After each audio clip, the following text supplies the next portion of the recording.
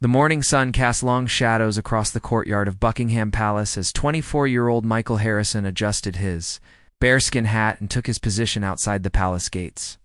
It was going to be another scorching July day in London, with temperatures already climbing toward what weather forecasters predicted would be a record-breaking 95 degrees Fahrenheit. Michael had been a member of the Queen's Guard for 2 years now, and he took immense pride in his role, standing perfectly still for hours, maintaining absolute discipline, and never breaking character. These were the hallmarks of his duty.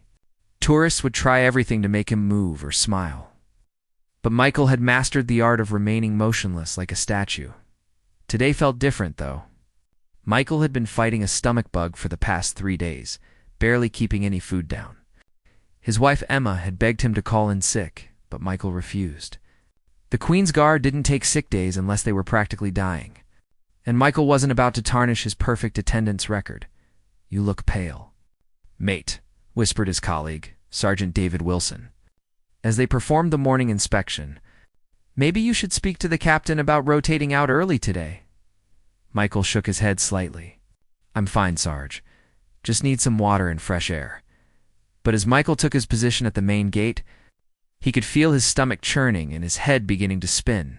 The heavy red tunic, thick wool trousers, and towering bearskin hat that normally felt like a second skin suddenly seemed unbearably heavy. Sweat was already beginning to form under his uniform. The day had barely begun. Tourists started gathering around the palace gates early that morning. A large group of American visitors had arrived on a tour bus, and their guide was explaining the significance of the guards to the fascinated crowd. "These soldiers are not just for show," the guide announced. "They are active military personnel who serve the royal family with absolute dedication. They must remain completely still and focused, no matter what happens around them." As if testing this statement, several children in the group began trying to get Michael's attention. They waved, made funny faces, and even tried to touch his boots. Michael remained perfectly still, his eyes fixed straight ahead. Even though his vision was starting to blur slightly, by mid-morning the temperature had risen considerably, and Michael could feel his uniform becoming damp with perspiration. His breathing had become shallow, and he was fighting waves of nausea. But hundreds of people were watching, taking photos and recording videos. He couldn't let them down. He certainly couldn't let down his regiment. A middle-aged woman from the tour group noticed something was wrong. "That poor young man looks unwell," she whispered to her husband. "His face is so pale, and he's swaying slightly." Her husband looked more closely at Michael. "He does look like he's struggling. Should we tell someone?" Meanwhile, Michael was fighting the biggest battle of his military career, not against an enemy, but against his own body. Every muscle in his legs felt weak, his head was pounding, and dark spots were beginning to dance at the edges of his vision. But his training kicked in. Stand tall, eyes forward. Never break protocol.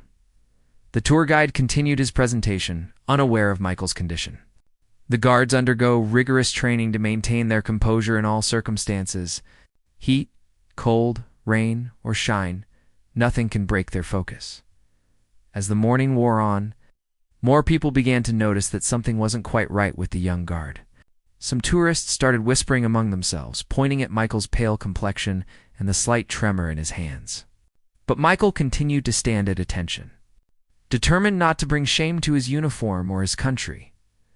What none of the spectators knew was that Michael was fighting not just physical discomfort, but also emotional turmoil. His father, a former guardsman himself, was in the hospital battling cancer. Michael had spent the previous night at his bedside, getting only 2 hours of sleep. The combination of exhaustion, illness, and worry was taking its toll, but giving up wasn't an option in Michael's mind. As the clock tower chimed 11 o'clock, Michael felt another wave of dizziness wash over him. The tourists had multiplied, and now there were at least 300 people gathered around the palace gates, all eager to see the famous guards in action. Camera flashes went off constantly. The noise of excited chatter filled the air. A young girl, no more than 8 years old, broke away from her family and approached Michael. She stood directly in front of him, looking up at his towering bearskin hat with wonder in her eyes. "Mummy, why won't he look at me?" she asked innocently. Is he sad? Her mother quickly pulled her back. He's doing his job, sweetheart. He has to stand very still and be very brave. The word brave echoed in Michael's mind. He thought about his father, who had served in the same position 30 years ago. His father had told him stories about standing guard during thunderstorms, snowstorms, and scorching heat waves. A true guardsman never breaks, his father had always said. No matter what life throws at you, stand tall and do your duty. Michael's vision blurred again, and for a moment he felt his knees buckle slightly. But he caught himself, straightening his spine and fixing his gaze forward once more. Several tourists had noticed the momentary lapse and were now watching him more intently. Dr. Sarah Chen, a physician from Singapore who was visiting London with her family, observed Michael with growing concern. She had been taking photos of the guards when she noticed his pale complexion and labored breathing. That guard doesn't look well, she told her husband. I think he might be having a heat-related episode. Her husband, who worked as a paramedic, looked at Michael more carefully. You're right. He's showing signs of heat exhaustion.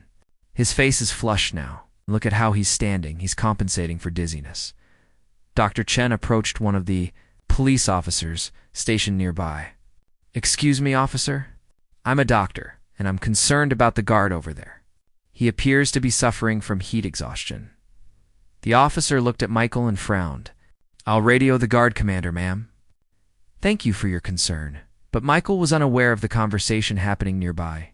He was fighting his own internal battle, using every ounce of willpower to remain upright. The heavy wool uniform felt like it was suffocating him, and his mouth was completely dry. He couldn't remember the last time he had been this thirsty. Captain Robert Mitchell, the guard commander, received the radio message and immediately began making his way toward Michael's position. As a veteran of 20 years, Captain Mitchell had seen guards faint before, especially during extreme weather conditions. He knew the signs, and he could see that Michael was in distress. Meanwhile, the crowd continued to grow. Social media posts about the amazingly dedicated guards were bringing even more tourists to the palace gates. Someone had started a live stream on Instagram showing Michael and the other guards standing at attention. The video was gaining viewers by the minute, with comments pouring in about the guards' incredible discipline. Michael could hear fragments of conversations around him, but they seemed to come from far away. His world had narrowed to a single focus: remain standing, remain alert, maintain protocol. Everything else faded into background noise. A young man from the crowd shouted, "Hey, guard! Are you okay? You look like you're about to fall over." This drew even more attention to Michael. And soon dozens of people were staring at him directly, some recording videos on their phones. Michael could feel their eyes on him, but he couldn't acknowledge them. Protocol demanded silence and stillness. The internal struggle was becoming almost unbearable. Michael's legs felt like they were made of jelly, and his heart was racing. Sweat was now pouring down his face under the bearskin hat, but he couldn't wipe it away. He couldn't move a muscle, couldn't show any sign of weakness. Captain Mitchell moved through the crowd with practiced ease, his experienced eyes never leaving Michael. He could see the young guard struggle from 50 yards away, the slight sway in his stance, the barely perceptible tremor in his hands, and most telling of all, the glassy look in his eyes that spoke of someone fighting to stay conscious. Clear the way. Please, Captain Mitchell, said politely but firmly as he approached the front of the crowd. Several tourists stepped back, sensing the authority in his voice. Dr. Chen intercepted the captain before he reached Michael. Captain, I'm a physician. That young man is showing classic signs of heat exhaustion. His body temperature is likely dangerously elevated. And if he doesn't get medical attention soon, he could collapse. Captain Mitchell nodded grimly. I can see that, Doctor. But there's something you need to understand about these men. They've been trained to endure conditions that would break ordinary people. This guard would rather fall unconscious than abandon his post. Meanwhile, Michael was experiencing something that felt almost like an out-of-body experience. He could see the crowd, hear their voices, and feel the scorching sun beating down on his uniform. But everything seemed distant and dreamlike. His training had taken over completely, keeping him upright through sheer muscle memory and determination. The Instagram live stream had gained thousands of viewers. and comments were flooding in from around the world. People were debating whether someone should help the guard or if interfering would be disrespectful. The hashtag dedicated guard was starting to trend. "This is incredible," typed one viewer. "You can see he's struggling, but he won't give up. Someone should help him," wrote another. "This is dangerous." "No, you don't understand," replied a third commenter. "This is what honor looks like. This is what duty means." Emma Harrison, Michael's wife, was at work as a nurse at a London hospital when her phone started buzzing with notifications. One of her friends had sent her the live stream link with a message.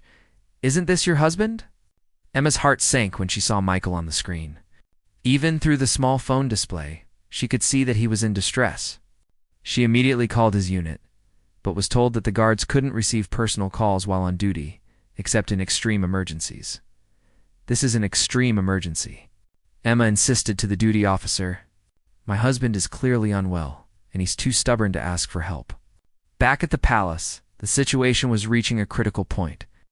Michael's vision had narrowed to a tunnel, and he was seeing black spots dancing at the edges. His legs felt like they might give out at any moment, but his military training kept him locked in position.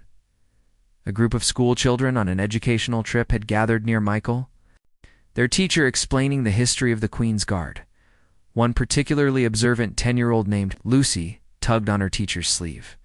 "Miss Peterson, something's wrong with that soldier," Lucy whispered.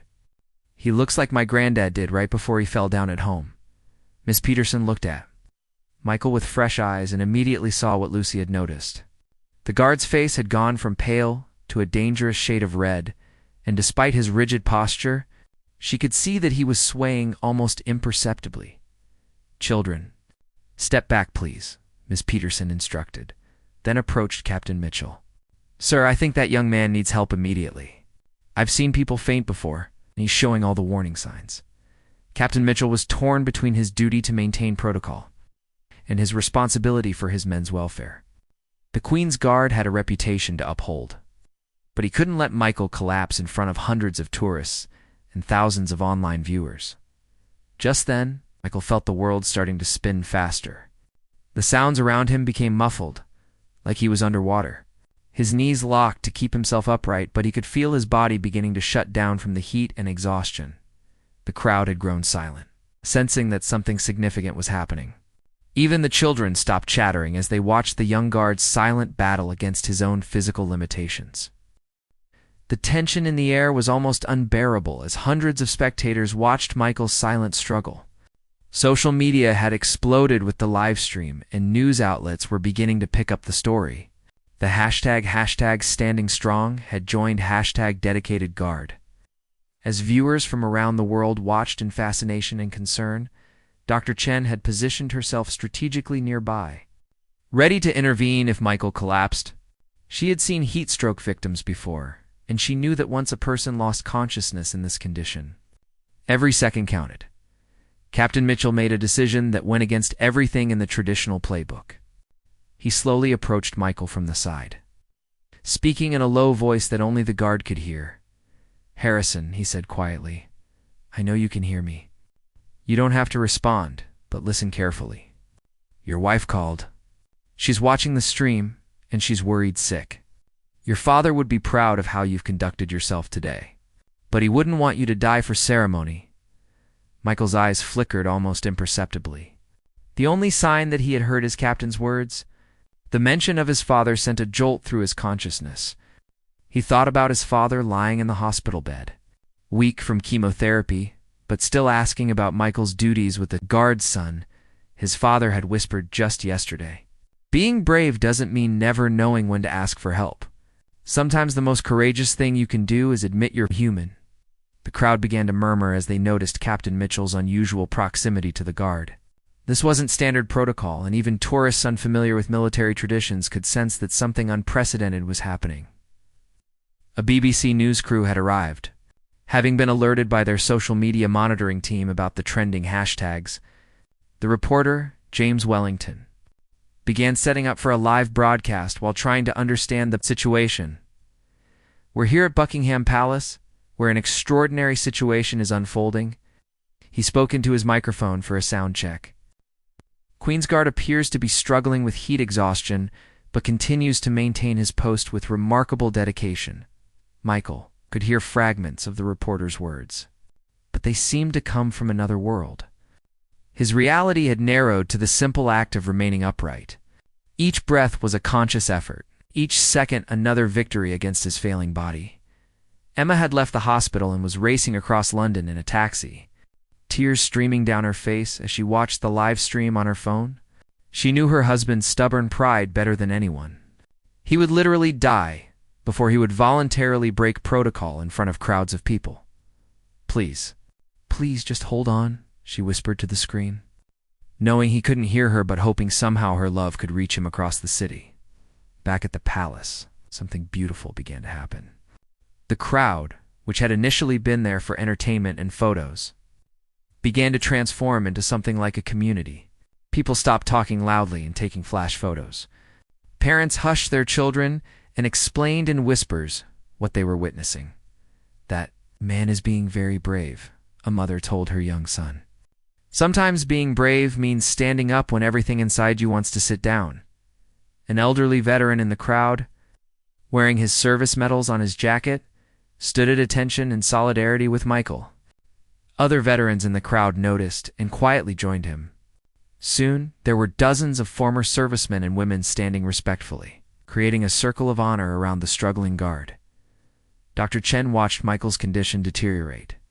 With growing alarm, his face had gone from flushed to a dangerous pale gray color, and she could see that his breathing had become labored. She caught Captain Mitchell's eye and shook her head grimly.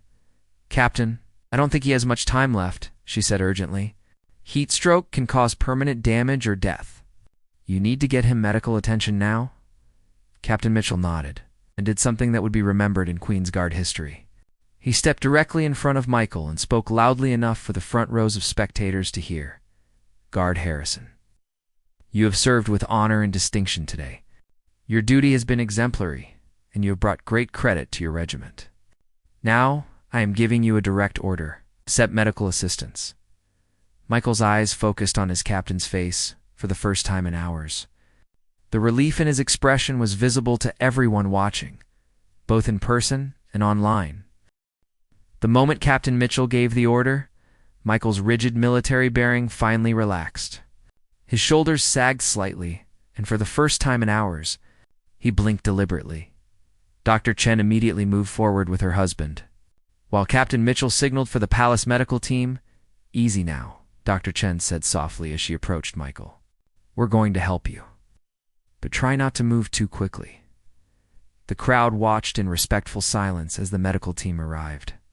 Paramedics quickly assessed Michael's condition while he remained standing, still reluctant to fully abandon his post. His temperature was dangerously high, and his pulse was racing, but he was conscious and responsive.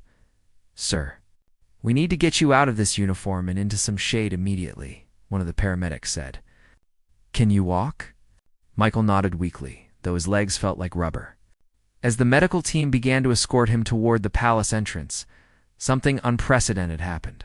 The entire crowd of tourists, veterans, and onlookers began to applaud. It started slowly, with just a few people clapping, but within seconds, hundreds of people were applauding with genuine respect and admiration. This wasn't the polite tourist applause typically heard at changing of the guard ceremonies.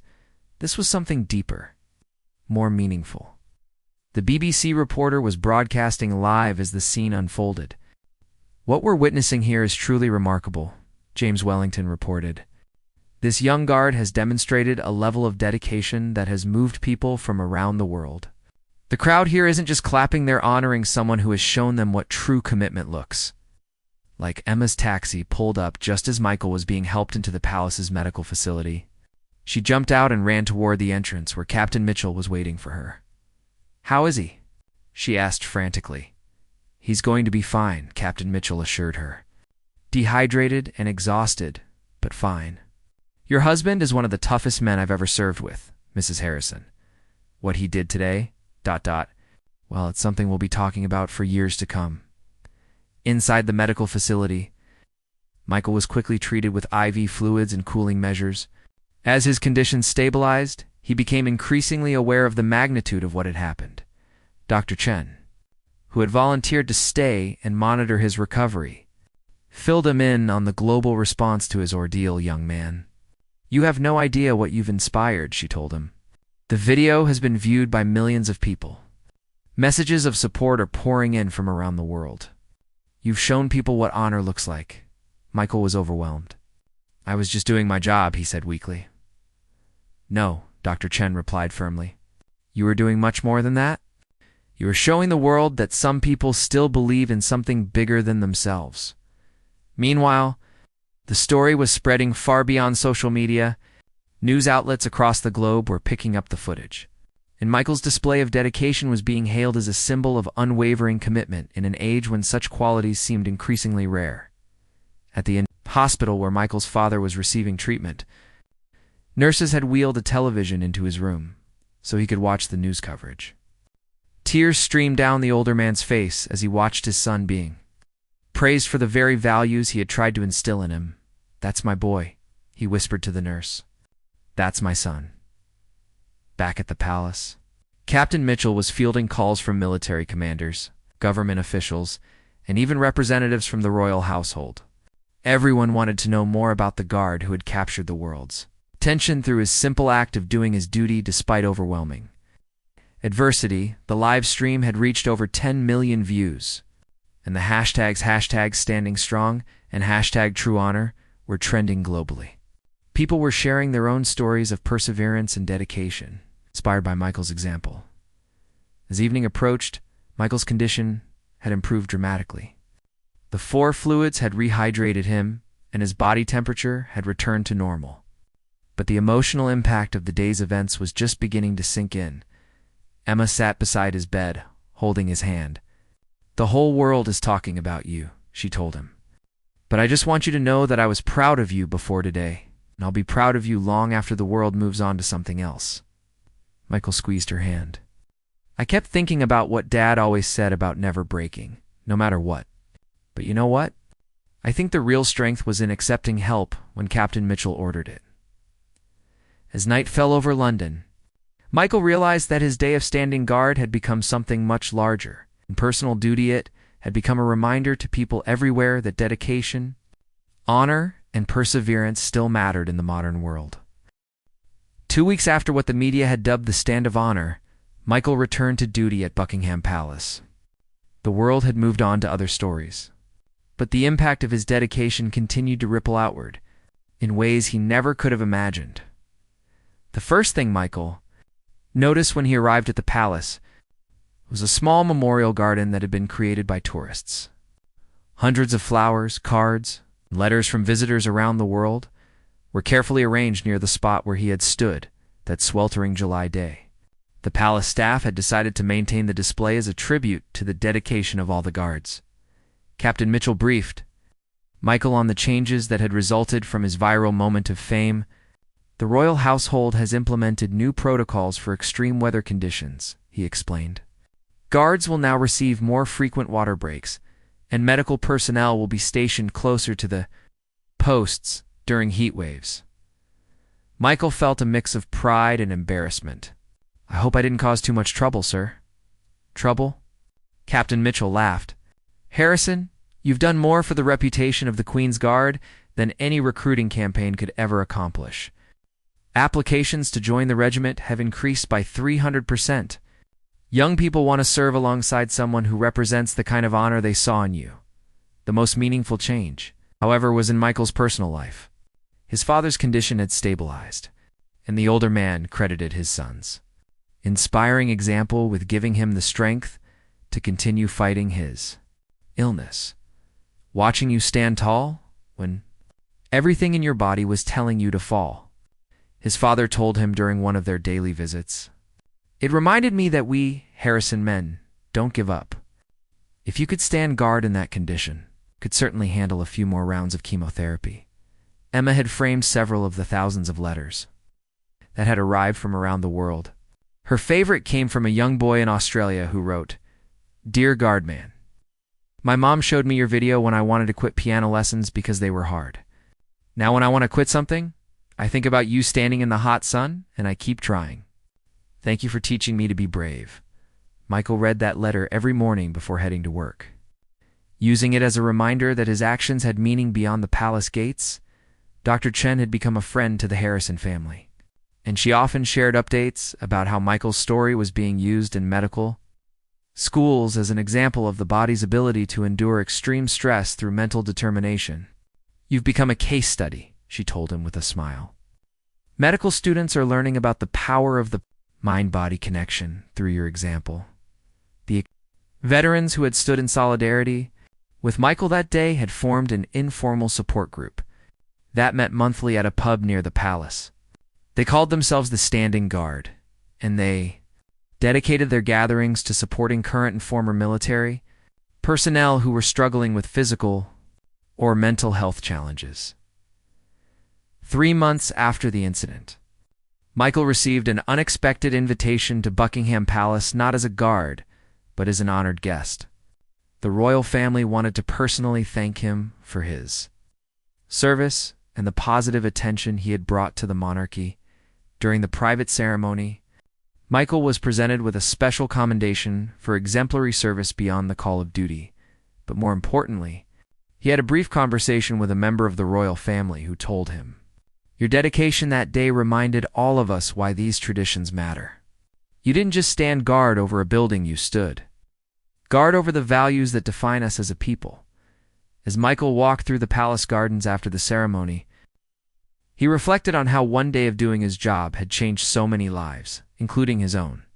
The experience had taught him that true strength wasn't about never showing weakness. It was about continuing to do what was right even when everything inside you wanted to give up. The letters continued to arrive from around the world, though fewer each week. Parents wrote to thank him for giving them an example to share with their children about perseverance. Teachers used his story in classrooms to discuss duty and honor. Military personnel from other countries sent messages of professional respect and admiration. 1 year later, Michael was promoted to sergeant, and he began training new recruits. His first lesson was always about the true meaning of standing guard. Being a Queen's Guard isn't about being a tourist attraction, he would tell the young soldiers. It's about representing something bigger than yourself. There will be days when everything in your body and mind tells you to quit, to take the easy path, to compromise your standards. Those are the days when your character is truly tested. Michael's story had become part of the official training curriculum, not as an example of what guards should endure, but as a demonstration of the spirit that defines true service. Years passed, and Michael continued his service with the same dedication that had made him famous, though he never again faced such extreme conditions. He and Emma had children, and he would tell them bedtime stories about the importance of standing up for what's right. Even when it's difficult, the memorial garden at Buckingham Palace was eventually moved to make way for renovations. But the lesson of that hot July day lived on. Michael Harrison had proven that, in an age of quick fixes and easy solutions, there were still people willing to stand tall when it mattered most. His legacy wasn't just about physical endurance. It was about showing the world that honor, duty, and commitment weren't outdated concepts, but timeless values that could inspire people across all walks of life to be better than they thought possible.